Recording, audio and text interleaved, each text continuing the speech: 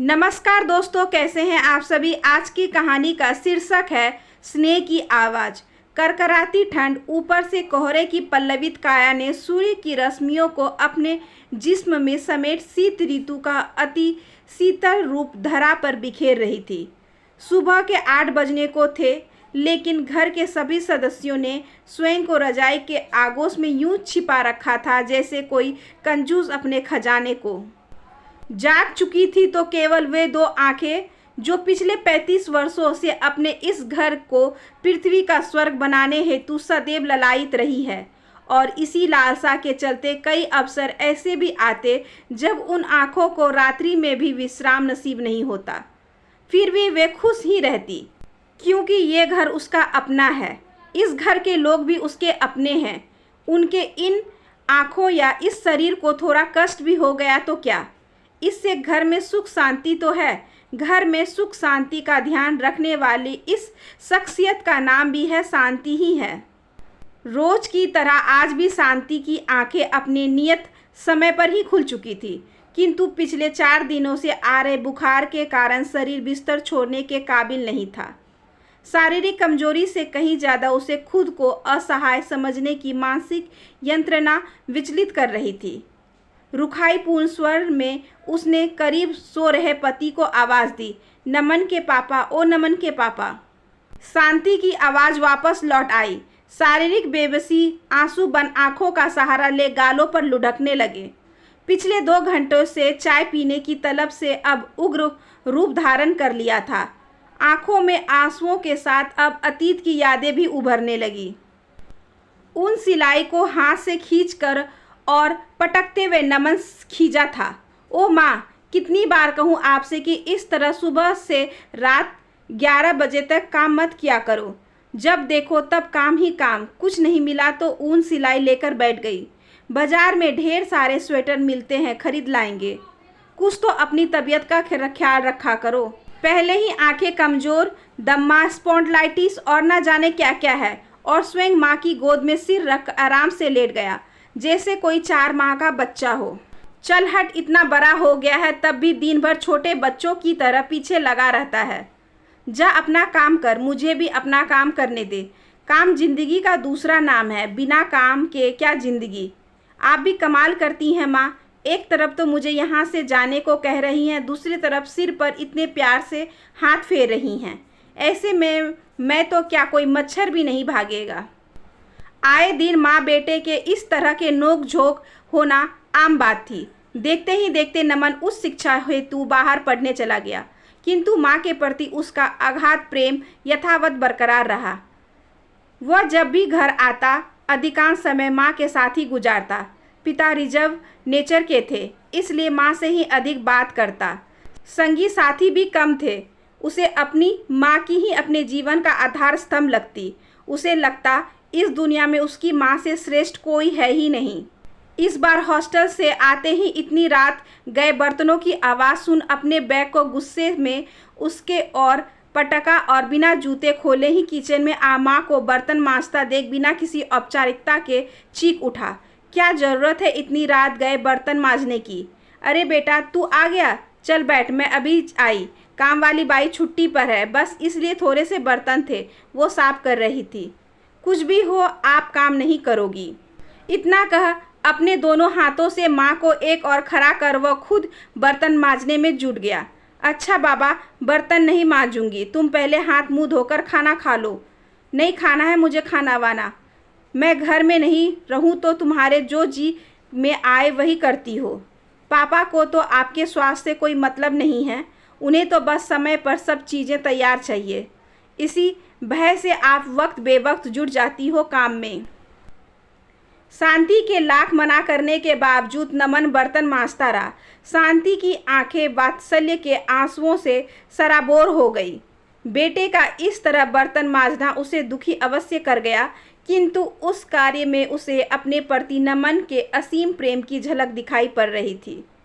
इस झलक की लालसा हर माँ को होती है, जो माँ के हृदय को अपरिमित सुख का एहसास कराती है। भाव विभोर शांति मन ही मन ईश्वर से प्रार्थना करने लगी। आज के युग में ऐसा बेटा सभी को कहाँ नसीब होता है। ईश्वर करे हर माँ की गोद में ऐसे ही लाल जन्म ले, जिसकी कर्तव्य परायणता, स्नेह व आदर तले हर माँ का जीवन महकती बगिया सा बीते। आज उसे अपने मातृत्व पर बेहद गर्व हो रहा था। शांति शांति, क्या हो गया, क्यों रो रही हो? शांति की तंद्रा टूटी। सामने देखा, नमन के पापा खड़े थे। बस यूं ही, यूं भी भला कोई रोता है क्या? कहीं दर्द है? उम्र के इस पड़ाव में रमाशंकर जी अपनी पत्नी का थोड़ा बहुत ध्यान तो रखने लगे थे, लेकिन घर के छोटे मोटे कार्य करना उनके वश की बात नहीं थी। शांति को पिछले 2 सालों से दर्द तो है, लेकिन वह दर्द शरीर का नहीं, अंतर मन का दर्द है। उदार स्वभाव ने उसके दिल को बहुत बड़ा कर दिया था। सब कुछ उसमें समा जाता। किसी से कुछ न कहने की अपनी पुरानी आदत पर वह आज भी कायम थी। रमाशंकर जी से ज़्यादा जोर देने पर उन्होंने कहा, मुझे चाय पीनी थी। इतनी सी बात के लिए रो रही हो? अच्छा बचपना है। नमन, ओ नमन की आवाज़ लगाते रमाशंकर जी ने नमन के कमरे की ओर रुख किया। क्या है पापा? एक उनीदी सी आवाज़ आई। देखता नहीं सुबह के 8 बजे हैं, अभी तक चाय नहीं बनी है। नमन ने रजाई हटा घड़ी और की ओर देखा, 7:15 हो रहे थे। सच में आज बहुत देर हो गई। माँ को तो सुबह 6 बजे ही चाय पीने की आदत है। वह मन ही मन बुदबुदाया और हाथ मुंह धो सीधे किचन में जाए चाय बनाने लगा। उसे चाय बनाता देख रमाशंकर जी पुनः चीखे, तू चाय बना रहा है? बहू को क्या हो गया? क्या 10 बजे तक सोती ही रहेगी? पिता से ज़्यादा बात न करना नमन की पुरानी आदत थी।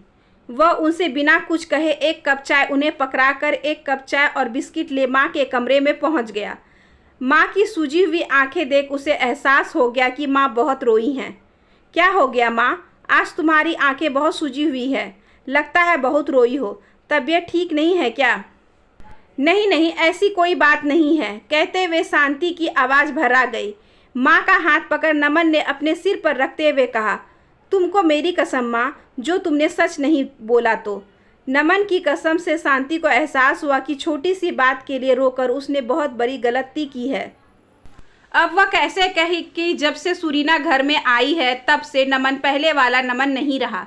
मैं काम करूं या ना करूं, समय पर खाऊं या ना सोऊं, इसकी उसे अब कोई विशेष चिंता नहीं रही।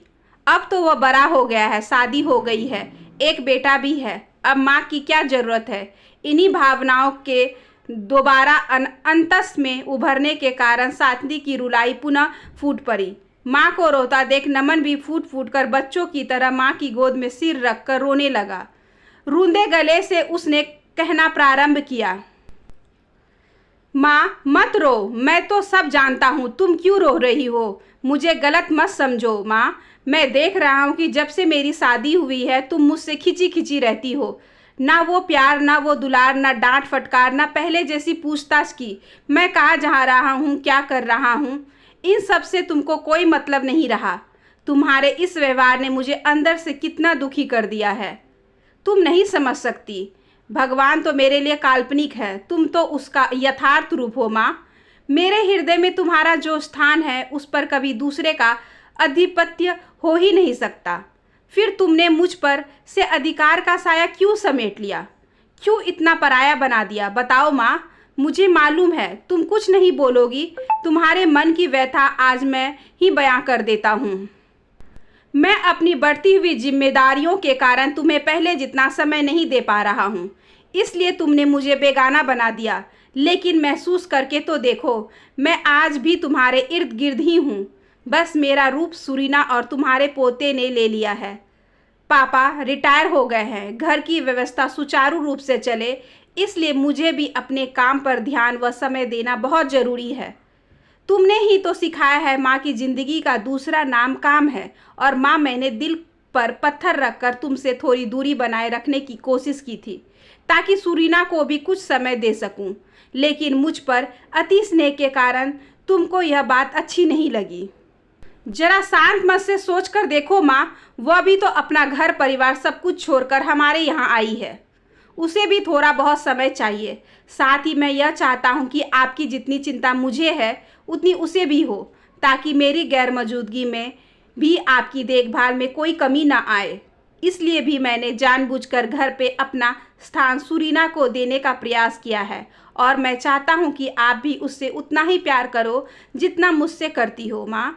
रात में सुरीना को भी बहुत बुखार था, इसलिए वह सुबह उठ नहीं पाई। मैं भी रात भर जागने के कारण सुबह जल्दी उठ नहीं पाया और समय पर तुम्हें चाय बनाकर नहीं पिला सका। गलती मेरी थी, मुझे डांट लो, किंतु रो रो कर अपनी तबीयत और ख़राब मत करो। माँ, आपके सिर पर से तो माँ का आंचल की छाँव बचपन में ही छिन गई थी।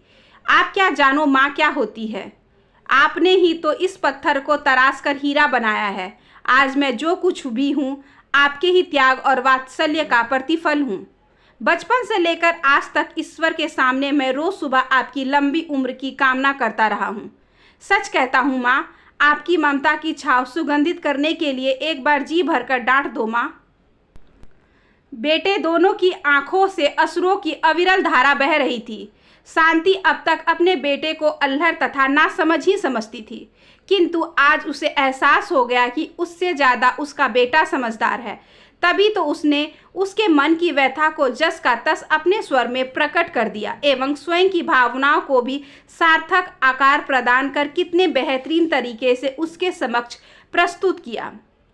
अपने मातृत्व को यह वह धन्य समझती हुई खुद के सोच पर ग्लानि महसूस कर रही थी, किंतु नमन के आंसुओं व विचारों ने उसके अंतस के सारे अवसाद धो दिए थे। बीमार अवस्था में भी उसे अब नव स्वप्रति व नव जीवन का आभास हो रहा था। उसने अतीत की तरह नमन के बालों में हाथ फिरा डांटते हुए कहा, कर ली ना अपनी बकबक पूरी, जा पहले सुरीना को डॉक्टर को दिखा ला। शांति जो अब तक स्वयं को जीने की कला में पारंगत मानती थी, आज एहसास हुआ कि उससे चूक हुई है। खून के रिश्ते तो सभी को प्यारे होते हैं, वास्तविक खुशी तो पराये को भी अपना बनाने में है। इसी क्षण से उन्होंने प्रण किया कि आज से सुरीना को भी वही स्थान देने का प्रयास करेगी जो स्थान नमन का है। इस प्रयास में शांति कामयाब रही और कुछ ही दिनों में घर में सर्वैक सुख व्याप्त हो गया। आशा करती हूँ कि आज की ये छोटी सी कहानी आपको अच्छी लगी होगी। अगर अच्छी लगी हो तो please like, share and subscribe करें हमारे चैनल को।